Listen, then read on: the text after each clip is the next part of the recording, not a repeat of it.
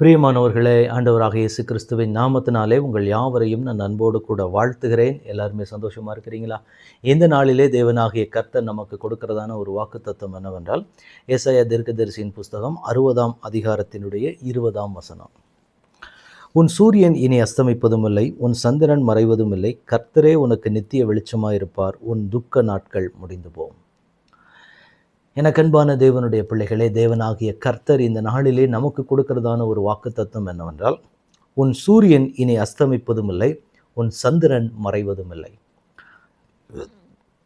ஆண்டவர் இன்றைக்கு நமக்கு சொல்லுகிறார், உங்களுக்கென்று தேவன் கொடுத்த நன்மைகள், தேவன் கொடுத்திருக்கிற சில ஆசீர்வாதங்கள், சில பொறுப்புகள், சில காரியங்கள் உங்களை விட்டு எடுபட்டு போவது கிடையாது. அதை தான் ஆண்டவர் இந்த நாளிலே சொல்லுகிறார். உங்களுக்கென்று தேவன் நிர்ணயித்தவைகள், இதெல்லாம் ஆண்டவர் உங்களுக்கு கொடுத்திருக்கிறார்.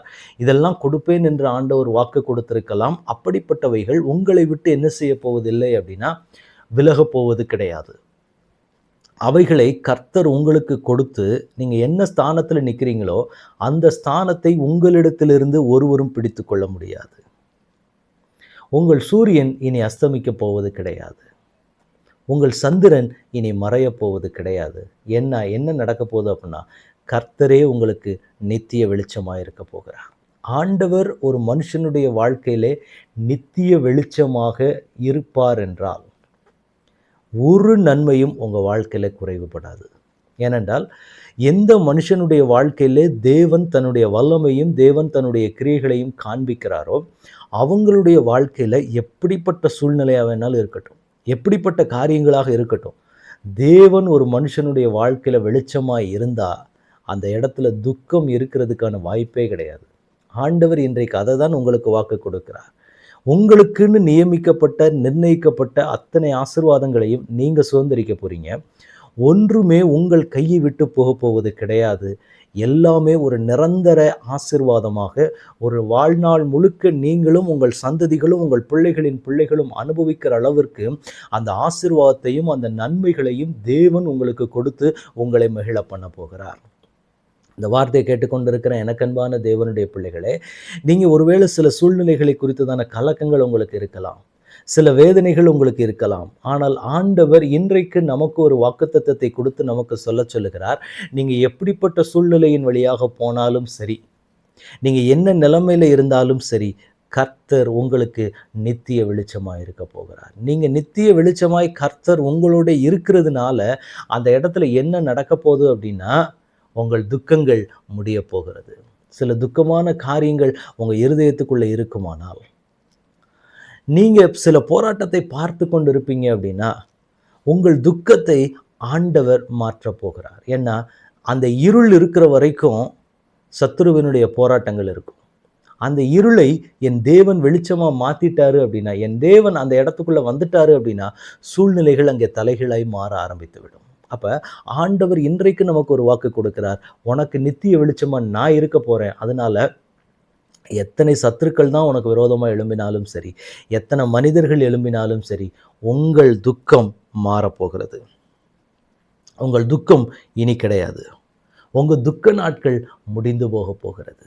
அதனால் இனிமேல் நீங்கள் என்ன பார்க்க போகிறீங்க அப்படின்னா, உங்கள் குடும்பத்தில் சந்தோஷத்தை பார்க்க போகிறீங்க, உங்கள் குடும்பத்தில் நன்மைகளை பார்க்க போகிறீங்க, உங்கள் குடும்பங்கள் ஆசீர்வாதத்தை பார்க்க போகிறீங்க, உங்கள் குடும்பத்தில் விசேஷித்த நன்மைகள் நடக்க போகிறத பார்க்க போகிறீங்க, உங்கள் குடும்பங்களில் திருமண காரியங்கள் வாய்க்கப்படுவதை பார்க்க போகிறீங்க, ஒரு குழந்தையினுடைய சத்தத்தை கேட்க போகிறீங்க. இனி நன்மையான காரியங்களை, புதிய புதிய வேலை வாய்ப்புகள் உங்களுக்கு கிடைக்க போகிறதை நீங்கள் பார்க்க போகிறீங்க. மனமகிழ்ச்சியான காரியங்கள் உங்கள் வாழ்க்கையில் நடக்க போகிறதை நீங்கள் பார்க்க போகிறீங்க. புதியதாக வீடுகளை கட்ட போகிறீங்க.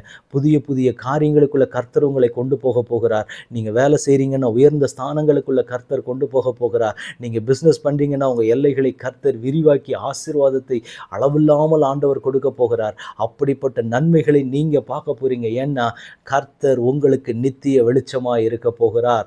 அதனால உங்கள் துக்க நாட்கள், இதுவரைக்கும் நான் துக்கத்தை தான் பார்த்துருக்கிறேன், இதுவரைக்கும் கண்ணீரையும் வேதனையும் மட்டும்தான் நான் பார்த்துருக்கிறேன், என்னுடைய வாழ்க்கையில் இதுவரைக்கும் சந்தோஷத்தையும் சமாதானத்தையும் நான் பார்த்தது இல்லைன்னு சொல்லி ஒருவேளை கலங்கின நிலைமையில் இருப்பீங்க இருக்கிறீங்கன்னா பரலோகத்தின் தேவன் இன்றைக்கு உங்களுக்கு சொல்லுகிறார், உங்கள் வேதனை நீங்க போகிறது, உங்கள் துக்க நாட்களை கர்த்தர் முடித்து இனி தேவனே உங்களுக்கு நித்திய வெளிச்சமாக இருந்து உங்களுக்கு எத்தனை நன்மைகளை ஆசீர்வாதத்தை கிருபைகளை கொடுத்து உங்களை வழி நடத்தணுமோ என் தேவனே அவைகளை உங்களுக்கு கொடுக்கிறதற்கு அவர் போதுமானவராக இருக்கிறார். இப்போ ஆண்டவரிடத்தில் ஒப்பு கொடுத்து நம்ம ஜெபிக்கலாமா? என் துக்க நாட்களை என் தேவன் முடிய பண்ண போகிறார். என் சூரியன் இனி அஸ்தமிக்க போவதில்லை, என் சந்திரன் மறையப் போவதும் இல்லை. ஏனென்றால் கர்த்தர் எனக்கு நித்திய வெளிச்சமாக இருந்து என் துக்க நாட்களை முடிக்கப் போகிறார். விசுவாசத்தோடு அறிக்கையிடலாமா? தகப்பனே, உம்முடைய கரத்தில் எங்களை முழுவதுமாக ஒப்புக் கொடுக்கிறோம். இம்மட்டும் எங்களை நடத்தின தேவன் நீர் இம்மானுவேலராக எங்களோடு கூட இருந்து நடத்தப் போகிறதற்காக ஸ்தோத்திரம். இப்பொழுது நாங்கள் அறிக்கையிடுகிறோம் தகப்பனே, எங்கள் கர்த்தர் எங்கள் நித்திய வெளிச்சமாக இருக்கிறீர். எங்கள் துக்க நாட்கள் முடிந்து நாங்கள் மனமகிழ்ச்சியை பார்க்க போகிறோம், ஒரு செழிப்பை பார்க்க போகிறோம், புதிய ஆரம்பத்தை எங்கள் வாழ்க்கையில் பார்க்க போகிறோம். கர்த்தரே அதை எங்கள் வாழ்க்கையில் செய்து நீர் மகிழ பண்ண போகிறீர் என்பதை பரிபூரணமாக நாங்கள் விசுவாசிக்கிறோம் தகப்பனே. எல்லா தடைகளும் இயேசுவின் நாமத்தினால மாறட்டும். உங்க கரம், உங்க மகிமை, உங்க பிரசன்னம், உங்க தயவு நிறைவாக எங்க மத்தியிலே தங்கி இருக்கட்டும். தடைகளை உடைங்க, சூழ்நிலைகளை மாற்றுங்க. இயேசு கிறிஸ்துவின் நாமத்தில் ஜெபம் கேளும் எங்கள் நல்ல பிதாவே. ஆமேன், ஆமேன், ஆமேன். God bless you.